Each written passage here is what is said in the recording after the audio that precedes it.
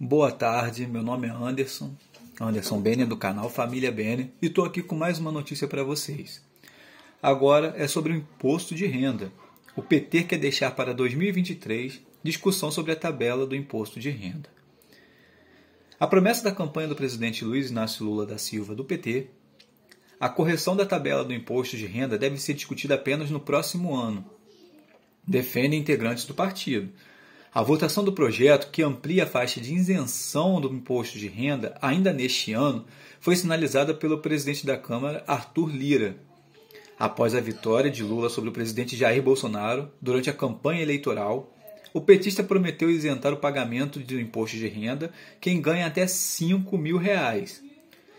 Passado o segundo turno, a equipe de Lula passou a negociar com o Congresso a apresentação de uma PEC, proposta de emenda à Constituição, para autorizar despesas extras acima do teto de gastos em 2023, incluindo o Auxílio Brasil, que deve ser rebatizado do Bolsa Família, de R$600, e o aumento real acima da inflação do salário mínimo, como já foi dito no antigo vídeo, né?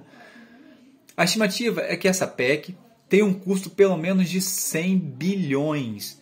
Alguns falam em 200 bilhões. Lula, já presidente eleito, discursa na Avenida Paulista, em frente ao MASP. A proposta de ampliação das faixas de imposto de renda, no entanto, não está sendo discutida no âmbito desta PEC. Por acarretar renúncia fiscal, o projeto precisa estar contemplado no orçamento de 2023.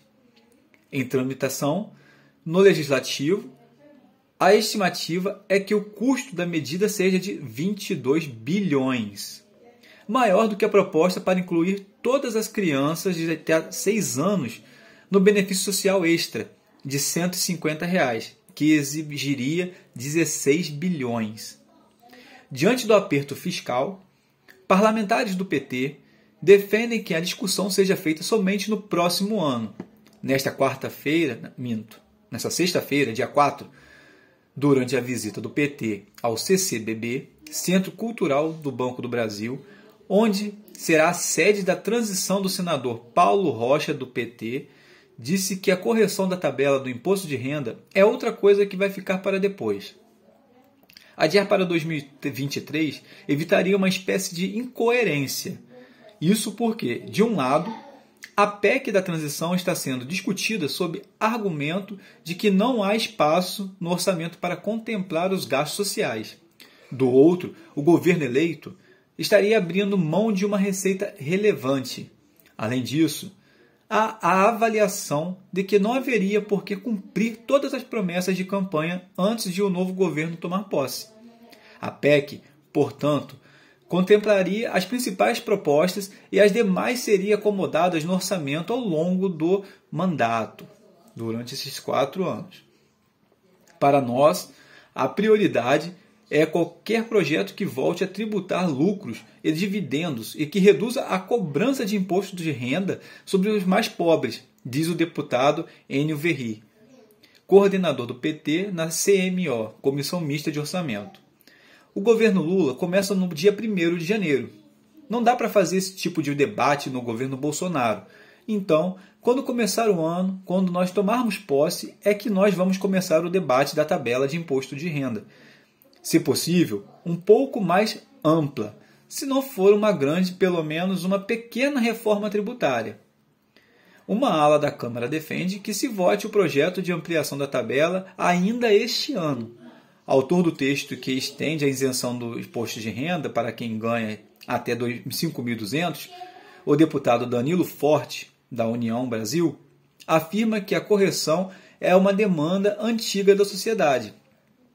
Entendo que temos uma ótima janela para avançar no projeto, uma vez que o tema esteve presente com prioridade nas 2 campanhas, disse ele. A Câmara tem demonstrado uma grande determinação em colocar a agenda da redução de impostos, como ficou provado na aprovação do teto do ICMS. Nos colocamos à disposição do governo eleito para tocar esse tema e acredito que é possível entrar no próximo ano com essa questão equalizada, já com a medida em vigor. Forte defende ainda que não é razoável manter uma taxação injusta sobre a população, especialmente a mais carente. Por mais um ano, se temos a oportunidade de tratar disso agora. Para ele, a discussão poderia ser feita no âmbito da PEC da transição, e já nessa PEC que estão projetando para poder fazer essa transição de governo, e já poder estar incluindo isso como uma das pautas para poder estar resolvendo. Líder do governo da Câmara, o deputado Ricardo Barros afirma que a intenção é negociar com o líder da oposição, Volney Queiroz, temas que tenham reflexo na gestão Lula, o que incluiria a proposta de imposto de renda. A tabela da cobrança do imposto de renda é a mesma há 7 anos, quando o salário mínimo era R$ 788.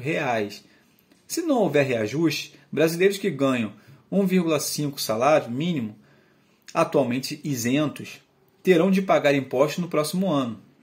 De acordo com uma simulação feita em julho pelo Sindifisco Nacional, que representa os auditores fiscais da Receita Federal, uma pessoa que recebe 5 mil após deduções paga atualmente 505,64 de imposto de renda. Se toda a defasagem da tabela fosse corrigida, esse valor cairia para R$ 24,73. Foi no segundo ano do governo Fernando Henrique Cardoso que a atualização anual deixou de ser feita. A partir da gestão tucana, a correção passou a ser feita de maneira inconstante, como em 2002 e nos governos do PT entre 2005 e 2015, último ano em que houve o reajuste. Para Débora Freire, professora de economia do CEDEPLAR da UFMG, uma reforma completa seria o mais adequado. Em condições ideais, a gente poderia ter tributação de lucros e dividendos efetiva, que utilizasse alíquotas progressivas para que a gente conseguisse aumentar a arrecadação via imposto de renda, corrigir distorções como a tendência à pejotização, ao mesmo tempo dar uma boa isenção como essa que tem sido proposta, afirmou ela. Mas a especialista ressalta o alto custo político de um projeto mais amplo na transição do governo. Tem a chance de passar algo ruim e é uma reforma, então é melhor deixar para ano que vem a reforma completa, disse ela.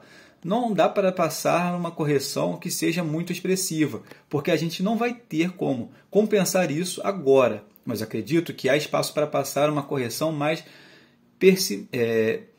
parcimoniosa, né? Uma forma mais pacífica. Freire ressalta que a perda da arrecadação toda vez que a tabela é atualizada, de forma que o governo acabam postergando essa correção para evitar perda de receita. O grande problema é que a gente precisa arrecadar para custear bens e serviços públicos, como saúde e educação, e para realizar transferências intergovernamentais para estados e municípios, afirmou ele. Para a economista, a correção precisa ser muito bem pesada para não comprometer a oferta de serviços públicos e é necessário encontrar fontes alternativas de compensação. A especialista afirma que, do ponto de vista econômico, uma correção mais gradual evitaria uma perda de receita expressiva de uma só vez e abriria espaço para um novo governo e aliados costurarem um pacote para uma reforma do imposto de renda mais justa. Então, pessoal, espero que tenha ficado um pouco mais claro para vocês sobre essa tabela que vai vir aí para o ano de 2023. Espero que tenham gostado da notícia. Deixa seu like, se inscreve para mais informações. Até a próxima!